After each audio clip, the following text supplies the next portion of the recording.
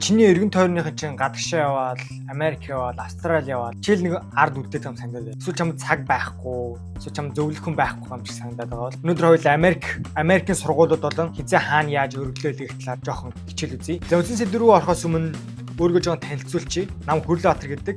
Би сумаас жижигхэн сумаас бүтэн жилийн хугацаанд бэлдэж байгаад тэгээд Америкийн нэгдсэн улсын University of Minnesota мужид эхний жилээ оюутан болж ирээд одоо 2 дугаар курстэй орсон байна. За ямар сургууль сонгох юм бэ? За сургууль сонголт бол миний бодлоор хамгийн хэцүү юм шиг санагддаг. Яг л бид нар ямар сургууль сонгохоо мэдэхгүй, том сургууль сонгох юм уу? Том сургууль сонгохоор намайг авах үлээ те Harvard Marvard ч бүгдийг режектлчихдээ штэ. А жижигхэн сургууль сонгох юм уу? Тэгээд тэгэхээр жижигхэн сургууль болохоор тэр нь тэтгэлэг өгөх юм уу? Зарим нас тэтгэлэг өгдөг хэцүү. Тийм учраас сургуулийнхаа судалгааг маш их сайн хийх хэрэгтэй. Бидний мөрөөдлийн сургууль гэж байгаа. Harvard, Stanford, Cambridge, whatever it is. Гэтэ тэд нар ч ингээм амар юутэй, амар өрсөлдөөнтэй, тэгээд байнга режектлүүлдэг. Тэгээд тэтгэлэг олдох ховор, янз бүрийн тийм их асуудал байдаг. За тийм учраас яг аль сургууль нь ямар төрлийн сургууль надад тохирох юм бэ гэдгийг олох нь айгүй чухал. За миний мэдхээр Америкийн их сургуулиуд 3 хэсэгт хуваагддаг. Яг заавал яг 3 гэсэн үг биш.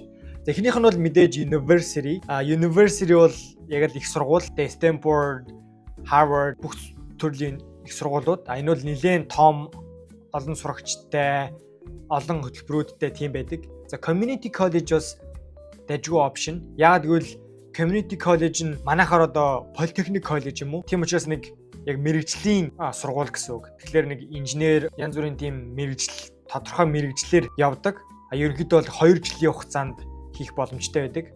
За Liberal Art College нь болохоор энэ хоёроос арай өөр гэх нь бас нэг өөр төрлийн коллеж. Энэ бол юу гэхээр University-тэй харьцуулахад арай жижигхэн байх магадaltaй. Тэгээд арай цөөхөн програмтай, хөтөлбөрүүдтэй. Тэгээ ер нь бол яг заавал тийм судлах ёстой хичээлүүд гэж байдаг. Тэр нь болохоор ингээд янз бүрийн олон төрлийн хичээлүүдийг судлах, эхний жилээ яг дэгрийгүүгээр явах ч юм уу тиймэрхүү байдлаар давуу талтай. За би бол Liberal Art College-д сурж байгаа. За миний сургууль болохоор University of Minnesota. Би өмнө жилийн намар ирсэн. За ер нь бол айгүй жижигхэн кампус. Яг би анханасаа бодохдоо нэг амар том сургуульд бол ормооргүй байсан их. Хитрхи том. Яг л миний англи тийм сайн биш.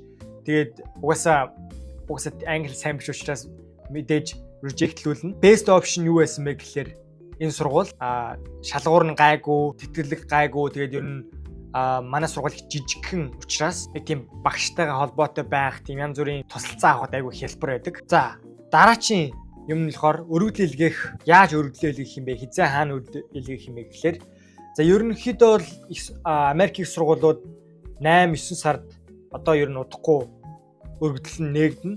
Тэгээд нэг юм уу 2 сар хүртэл өргөдлийн сүүлийн хугацаанд хаагдана. За энэ хугацаанд яг өргөдлөө илгээх боломж. Яг яаж өргөдлөө хаашаа яаж явуулах юм бэ гэдэг. За миний мэдхийн 2 арга, зөндөө олон арга байгаа. За хамгийн шалгарсан шилдэг арга бол Common App. За энэ Common App энэ дээр бол чи бүх зүгээр энэ зөвхөн app дээр л бүх юмаа бүрдүүлээд бүгдийг хийгээд бүх ямар сургууль руу Америк их сургуулиуд руу явуулж болно. Австралийн сургууль руу бас явуулж болдог. Энэ дээр бол жишээ нь бүртгүүл байж болно. Сургуулийнхаа судалгаа хийж болж байна. Өргөдөө илгээх гээд бүх юм хийж болно. Нэг ингээд чи өөрийнхөө профайлыг үүсгэж юм бол тэрийг нэг 10 сургууль, 20 сургууль руу явуулж болох боломжтой. Тэгээд иймэрхүү боломжийг олгодгоороо Common App аюул даваа талтай. Тэгээд би бол өөрөө хувьдаа Common App-аар дамжуулж явуулсан. Хэрвээ энэ Common App-ын талаар илүү их мэдмээр байгаа, бүр гүнзгий ормоор байх юм бол коммент хэсэгт яг юу мэдмээр байгаа, эсвэл Common App-ын талаар мэдмээр байгаа юм уу? Яг Америкийн сургуулиуд юуны талаар мэдмээр байгаа, тэр талаараа коммент хэсэгт үлдээгээрэй. За хоёр таарга нь юу вэ гэхээр шууд вебсайт, сургуулийн вебсайт руу ороод яг admission-ийн вебсайт руу ороод яаж өргөдлөө явуулах юм ингээд заавар нь байдаг. Тэгэл тэр заавар руу дагуулад өргөдлөө явуулаад сургуультайгаа харьцаад явах боломжтой. Ерөнхийдөө бол том сургуулиуд яаж явдгийг мэдэхгүй байна. Би зарим сургуулиуд руу жижиг хвтэрхүү сургуулиуд руу өөрөх нь вебсайтаар дамжуулж явуулж ирсэн. Яг гэвэл яг тэндээсээ мэйл нь болоод ингээд admission officer-тойгоо бүр ингээд харьцах боломжтой байдаг учраас тийм давуу талууд гардаг байсан. За ингээд бичлэг маань ингээд хүрээд өндөрлөж байна. Тэгээд комент сект сэтгэлтэйгээрээ дараа нь ямар Америкийн талаар юу мэдмээр байна, Америк суулын талаар юу мэдмээр байна. Тэгээд хэрвээ чамд тусламж хэрэгтэй бол комент үлдээгээрээ тэр талаар чинь бичлэг хий. Тэгээд have fun.